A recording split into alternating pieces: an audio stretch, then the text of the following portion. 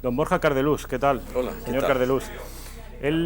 Borja Cardelús es uno de los fundadores y también es vicepresidente de la Fundación Civilización Hispánica, al margen de otras muchas cosas. Él fue uno de los responsables de aquella serie de televisión mítica con el que ahora es rey de España, Felipe VI, La España Salvaje se llamaba. Sí, así es. Entre otras muchas labores que a lo largo de su vida ha cometido. Pero por lo que le traemos hoy aquí, por lo que nos interesa el señor Cardelús, es porque es uno de los impulsores, uno de los fundadores, como decía, de una civilización, de una fundación que se llama Civilización Hispánica. Antes de nada, señor Cardelús, me gustaría que nos explicara qué es esta fundación y cuál es su vocación, qué pretenden ustedes. Bueno, la fundación nace para tratar de devolver el orgullo a los españoles de serlo y el orgullo a los hispanos de serlo también.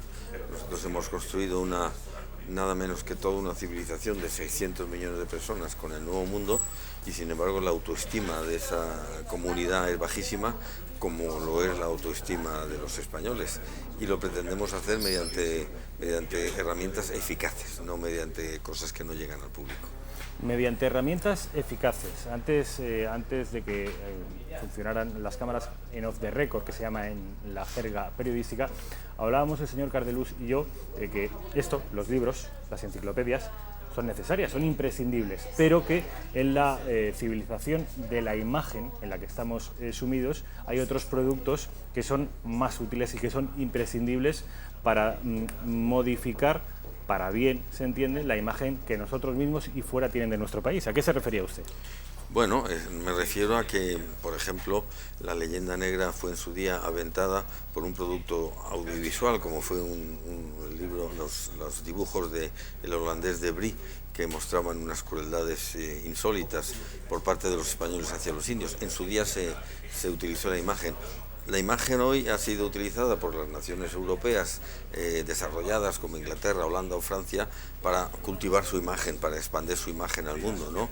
Entonces, pues la imagen buena del espíritu británico, de la elegancia francesa, son producto del cine y la televisión. Entonces, esas son las armas con las que tenemos que combatir, el cine y la televisión fundamentalmente. Otras también, como las exposiciones y las redes sociales que están en boga cada vez más, pero lo audiovisual es lo que puede permitir elaborar una imagen nueva, distinta y que desmonte la leyenda negra, porque evidentemente lo que no sirven son ni los libros de texto puros, ni las conferencias, ni los seminarios, ni los congresos, que de eso hay mucho. Intentamos utilizar lo audiovisual para cambiar esta imagen. ¿Cómo lo van a hacer, señor Cardelús? Porque usted sabe que estos productos audiovisuales no son precisamente baratos. No es lo mismo escribir un libro y publicarlo, que el riesgo comercial, aún siendo importante, es pequeño, que convencer a un productor de que elabore un producto audiovisual que luego se pueda proyectar en los cines. Que entiendo que van a hacer una campaña de recaudación, de mecenas, ¿cuál va a ser? ¿Cómo van a operar ustedes? No, o sea, nosotros pretendemos movilizar recursos no solo de España, sino del mundo hispánico, de Estados Unidos y México fundamentalmente, también de otras naciones iberoamericanas, pero necesitamos el apoyo del Estado, al menos embrionario, y lo estamos teniendo. Tenemos un apoyo importante del Ministro de Exteriores, del Secretario de Estado de Cultura y también de Radio Televisión Española, ¿no? Entonces nos vamos a dirigir, y de Marca España o de Cervantes, ¿no? Entonces nos estamos dirigiendo a todos ellos con productos ya diseñados, que es lo importante, tener proyectos audiovisuales, y entonces estamos teniendo una respuesta muy favorable. Son ellos, digamos, los que tienen que proveer los medios, a menos los medios embrionarios, para luego ir a las empresas patrocinadoras y a otras cadenas extranjeras para conseguir armar los productos, porque los productos se arman así, es decir, es muy difícil armar un proyecto, pero se consigue, y todo es cuestión de determinación y voluntad. ¿Tienen alguna prioridad a corto plazo? Es decir, ¿se han fijado un objetivo concreto? Por ejemplo, Flandes, que ahora ha salido recientemente un estudio genético según el cual, no sé si usted sabe, seguro que sí, mejor que yo, que un estudio genético según el cual los españoles no violaron tanto como se presuponía, en tanto que la huella genética hispánica es allí prácticamente despreciable, o como por ejemplo la conquista de América y el presunto holocausto o genocidio amerindio, que en realidad no fue tal, sino fue una cuestión vírica. ¿Tienen ustedes algún objetivo concreto a corto plazo o en función de las circunstancias irán escogiendo?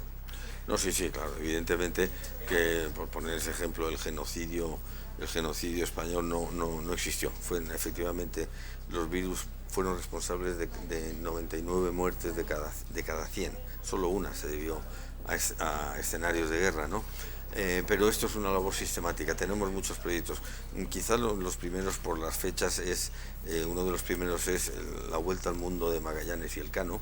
También la presencia de España en Estados Unidos debe ser objeto de atención por nuestra parte en un proyecto de los episodios que ocurrieron en un lugar como es Estados Unidos, donde España estuvo nada menos que 3 siglos y no se conoce nada. El apoyo de España a la independencia de los Estados Unidos y es imprescindible absolutamente, porque sin ese apoyo los Estados Unidos no se hubieran independizado. Es decir, que vamos a ir abordando, tenemos en cartera, digamos, como 20 proyectos y tenemos que abordarlos de una manera sistemática. No es un proyecto, es una estrategia de proyectos. A los espectadores de Intereconomía, que calculo que van a ser todos, que se sientan concernidos y por este proyecto suyo, ¿cómo pueden informarse, cómo pueden colaborar, cómo pueden ayudar? Bueno, hay una página web que ya hemos hecho en colaboración con la Universidad Francisco de Vitoria, que nos apoya muchísimo, que se llama civilizacionhispánica.org. Es una página web donde figuran, digamos, las condiciones para apoyar esta empresa. Más que apoyo económico, que también puede venir siempre bien, pero sobre todo es un apoyo moral. Es decir, cuantos más amigos, digamos, de la fundación tengamos, pues más arropados nos sentiremos. Y de hecho, ya nos lo sentimos bastante, porque cuando se ha empezado a publicar la creación de esta fundación, han sido decenas, centenares, miles de personas las que han dicho ya era hora. En definitiva, el mensaje, digamos, uniforme ha sido que ya era hora de que España no solamente se defienda de la leyenda negra, sino que difunda lo que ha construido. Es decir, nosotros vamos a un mensaje positivo. Hemos construido muchísimo. España es, desde mi punto de vista, la nación más importante desde el Imperio Romano hasta el nacimiento de Estados Unidos. Ha hecho contribuciones a la humanidad esenciales, pero todo eso no lo saben los españoles, ni los catalanes, que son también españoles, ni los levantinos, ni los mallorquines, y tampoco lo saben al otro lado del Atlántico. Es necesario que se sepa todo esto para sentir el orgullo que debe sentirse. Decía el señor Cardelús que el objetivo de la Fundación Civilización Hispánica es, por medio de productos audiovisuales, revertir esta tendencia negro-legendaria que afecta a los intereses de España y afecta también materialmente. No es una cuestión únicamente sentimental o de honra, es una cuestión que afecta a la hora de exportar productos. Por ejemplo, tiene una materialización concreta a nivel monetario. Y decía que nuestro invitado, Cardelús, que el producto audiovisual es clave para reconfigurar, resetear esa imagen. Bueno, pues yo les invito a hacer un breve ejercicio de memoria, brevísimo, porque son películas que están, al menos una de ellas, en la cartelera. Reino Unido. El Reino Unido, que saben que tiene una historia colonial equiparable en términos de magnitud a la española, y sin embargo ellos, al contrario que nosotros, se van de rositas de la historia. ¿Por qué? Porque tienen, por ejemplo, películas como El instante más oscuro, que es una película cuyo protagonista es Winston Churchill, o películas anteriores, pero vamos, de hace muy poquitos meses, de este verano, como Dunkerque, que va a ganar seguramente varios premios Oscar. Las dos películas, les habla servidor, las ha visto las dos, son alegatos patrióticos británicos del Reino Unido, donde, al contrario que todas las producciones españolas, ellos no se dedican a castigarse, a mortificarse como nación.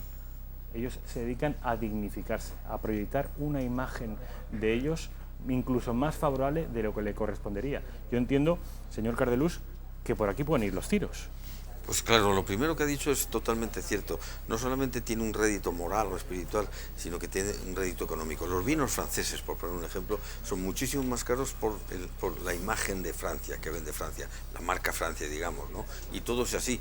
Y ellos, los franceses, por ejemplo, tienen un acuerdo, ya sean de derechas o de izquierdas, sobre Napoleón y sus grandes héroes. Napoleón fue un personaje, pues, no tenemos las colas, de lo más turbio, y sin embargo hay una especie de consenso general sobre Napoleón, que es una gran figura francesa. Nosotros tenemos personajes de esa talla y más, ¿no?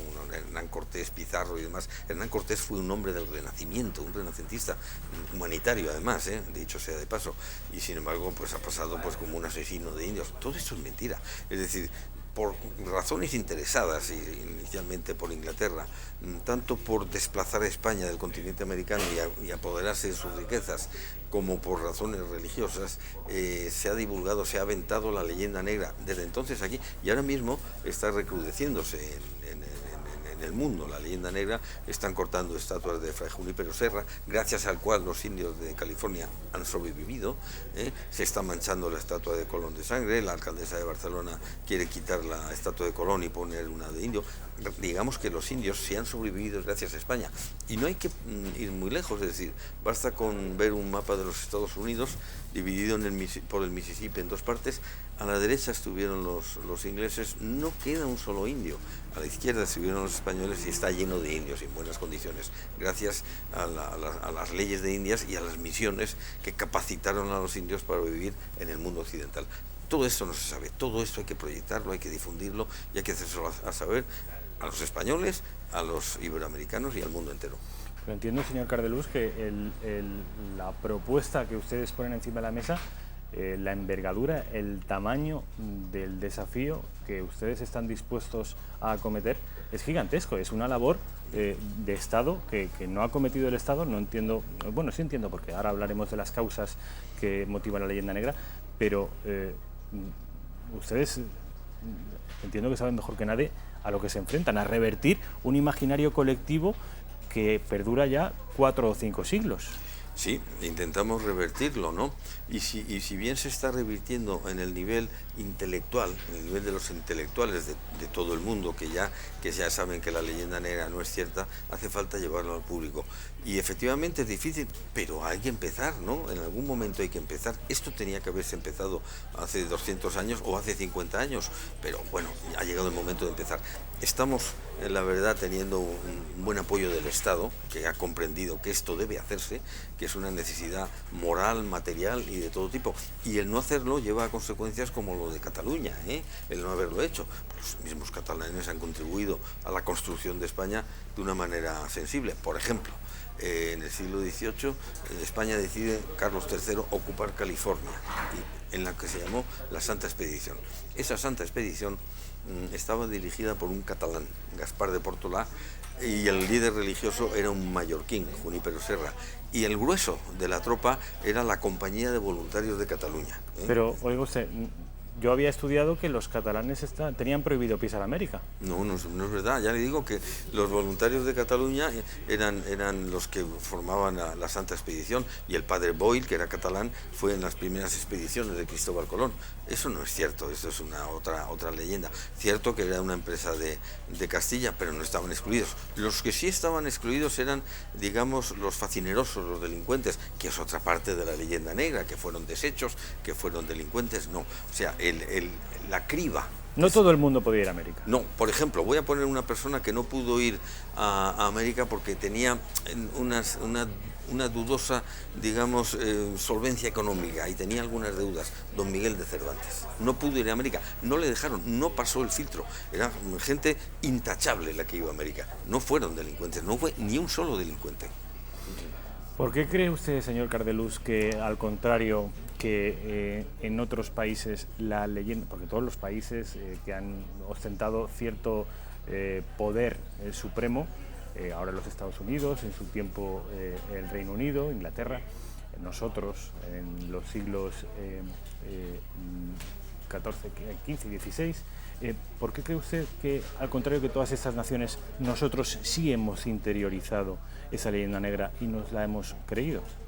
No la hemos interiorizado, primero porque no ha habido un acuerdo sobre todos los sectores para preservar lo esencial de la historia, y segundo porque no hemos cultivado la imagen, lo audiovisual, que es lo que verdaderamente cambia o orienta el rumbo de un país hacia un sentido en otro.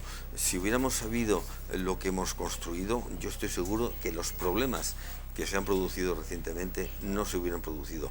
El mundo hispánico, por ejemplo, tiene una autoestima bajísima. En Estados Unidos, por poner un ejemplo, conviven 4 grupos que son fundamentalmente los cubanos, mexicanos, centroamericanos y sudamericanos. Ellos creen que solo tienen en común la lengua, nada más. Sin embargo, lo que tienen es una raíz hispánica común, que es la civilización hispánica, con unos contenidos en valores, con una identidad de costumbre, de filosofía de vida, incluso de lengua, de religión, la raza mestiza que hemos construido con ellos, que ni siquiera lo hizo el Imperio Romano, dicho sea de paso, con el que se compara a veces el Imperio Español. Bueno, todo eso es necesario que lo sepan, y si lo sepan no estarían tan acomplejados como estamos los españoles de acomplejados ante el mundo materialista de anglosajón, por ejemplo, con su tecnología, con sus innovaciones y demás. Digamos que el mundo hispánico, la civilización hispánica, ha sido más humanitaria, más moral, más espiritual que la que prima ahora, pero la que prima ahora tiene mucha fuerza, porque es el consumo materialista, son los aparatos, todo esto, ¿no? Sin embargo, es necesario dar a conocer los valores nuestros. Dígame, señor Cardelús, al margen de usted y de mi buen amigo José Ángel Rojo Pinilla, escritor, que ha dedicado pues la totalidad de su obra a intentar combatir y derribar estos mitos negros legendarios, dígame quién más forman la ejecutiva o el grupo principal de la fundación.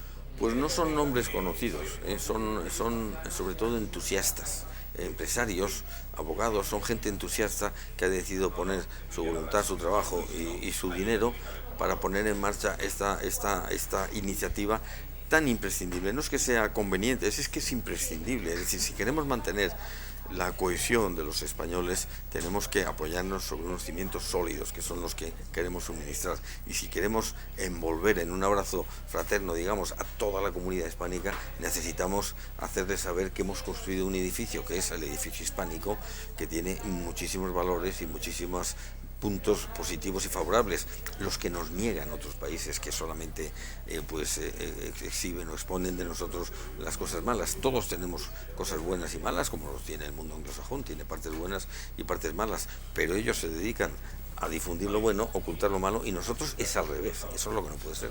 Por eso nos hemos lanzado. Señor Cardelús, una última pregunta. Al margen de